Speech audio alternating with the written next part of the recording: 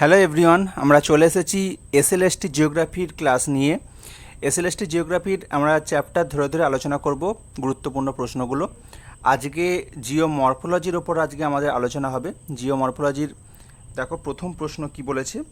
আচ্ছা, প্রথম প্রশ্ন হচ্ছে আর্থ ক্রাস্ট, তাহলে বলতে কি বোঝায়?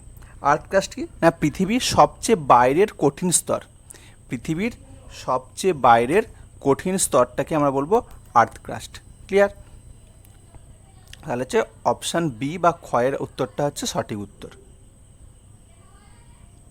আচ্ছা, এবার যদি প্রশ্ন আসে এখানে যে পৃথিবীর ভেতরে অভ্যন্তরভাগের তরল বা থকথকে অংশটাকে কি বলে, সেটাকে বলে অ্যাসথেনোস্ফিয়ার। ওকে,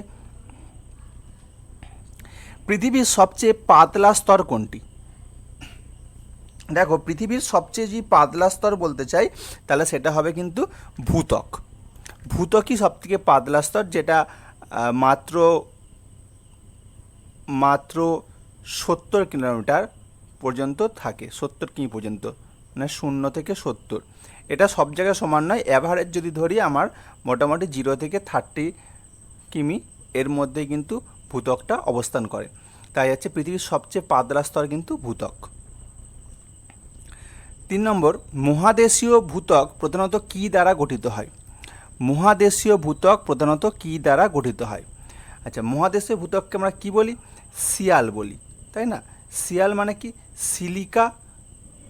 সিলিকা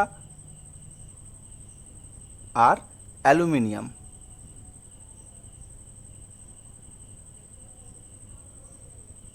সিলিকা আর অ্যালুমিনিয়াম এই দুটো উপাদান নিয়ে গঠিত সিয়াল স্তর, যেটা মহাদেশীয় ভূত্বকে থাকে। মহাসাগরীয় ভূত্বকে প্রধানত কী দিয়ে গঠিত হয়? আগেরটা ছিল মহাদেশীয়, এবার একটা মহাসাগরীয়। তাহলে মহাসাগরীয় ভূত্বককে আমরা কি বলি? সীমা। সীমা মানে কি? Silica plus magnesium.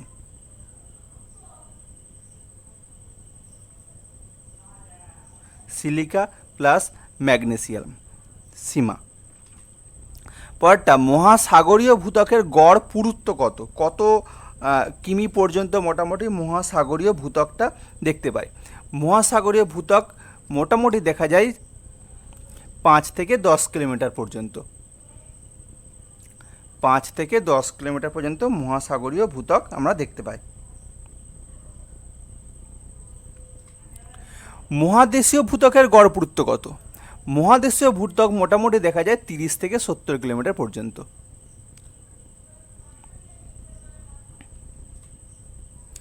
ভূত্বকের সবচেয়ে বেশি পরিমাণে থাকা মৌলিক উপাদান কোনটি? ভূত্বকে সবচেয়ে বেশি পরিমাণে থাকা মৌলিক উপাদান কোনটি? আচ্ছা, ভূত্বকে সবচেয়ে বেশি পরিমাণে থাকা মৌলিক উপাদান যেটা হলো সেটা হচ্ছে সিলিকন।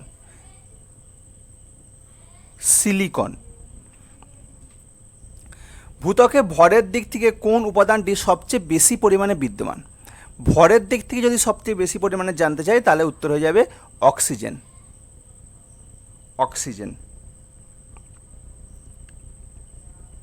আচ্ছা, এটা হচ্ছে মনে রাখবে, এটার পরিমাণ হচ্ছে 46.6%।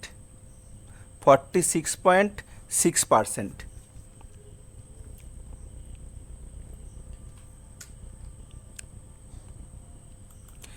ভূত্বক ও ম্যান্টেলের মধ্যে সীমানাকে কি বলা হয়? ভূত্বক ও ম্যান্টেলের মধ্যে সীমানাকে কি বলা হয়? আচ্ছা, অত্যন্ত গুরুত্বপূর্ণ একটা প্রশ্ন, এটা পরীক্ষায় আসতেই পারে। সেটা হচ্ছে, আমরা যদি ছবিটা দেখি তাহলে দেখব যে এইরকম মোটামুটি আমরা ভূত্বকের যদি আমরা ক্রস সেকশন করি পাবো।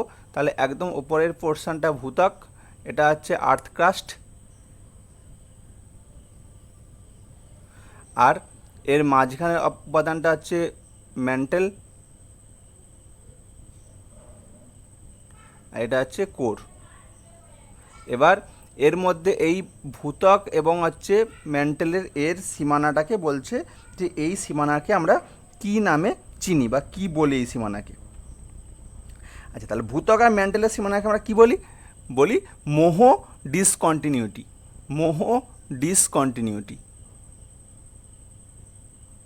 বা মোহ বিযুক্তি রেখা। পৃথিবীর মোট আয়তনের কত শতাংশ ভূত্বক দখল করে থাকে? পৃথিবীর মোট আয়তনের কত শতাংশ ভূত্বক দখল করে থাকে? পরিমাণটা হচ্ছে 1%-এরও কম। 1%-এরও কম। ভূত্বকের প্রসারণ সাধারণত কোন স্থানে ঘটে? ভূত্বকের প্রসারণ সাধারণত ঘটে কোথায়? মহাসাগরীয় শৈলশিরা বরাবর। মহাসাগরীয় শৈলশিরা বরাবর। সেটা কোথায় আছে? সেটা আছে আটলান্টিক মহাসাগরে।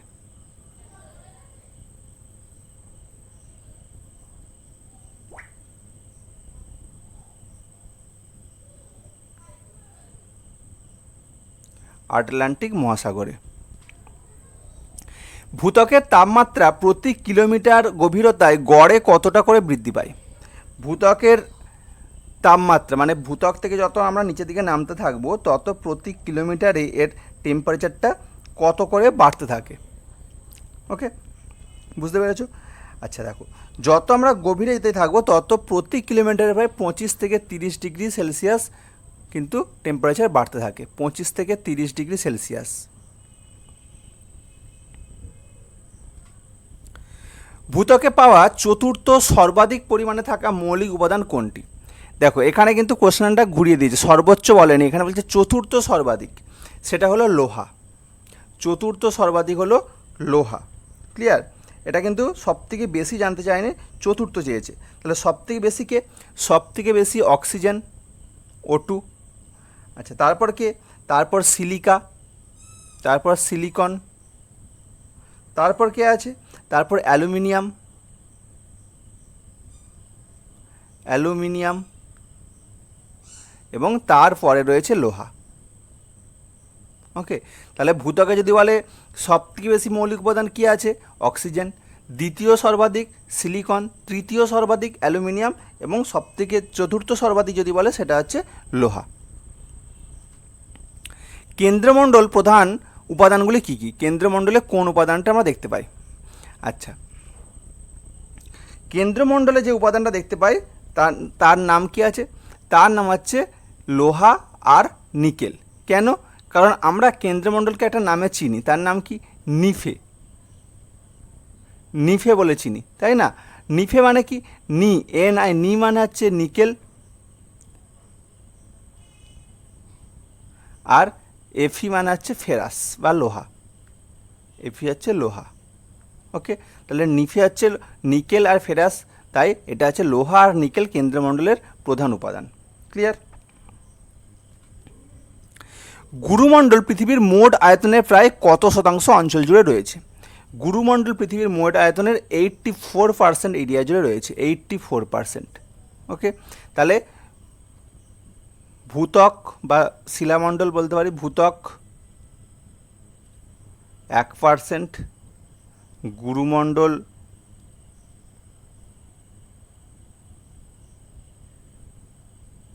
84%, আর তারপর বাকিটা হচ্ছে কেন্দ্রমণ্ডল, মানে ওই 15%-এর মতন।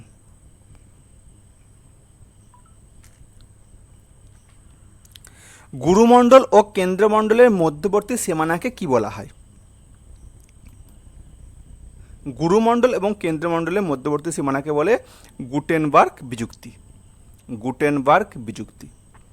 ওকে,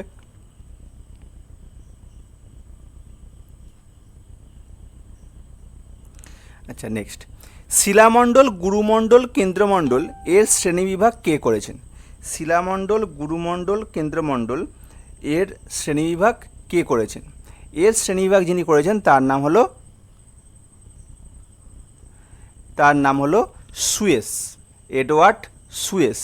তিনি শিলামণ্ডল, গুরুমণ্ডল, কেন্দ্রমণ্ডলের নামকরণ করেছেন। লেম্যান বিযুক্তি আবিষ্কার হয়েছিল কত সালে? লেম্যান বিযুক্তি আবিষ্কার হয় 1936 সালে। ওকে।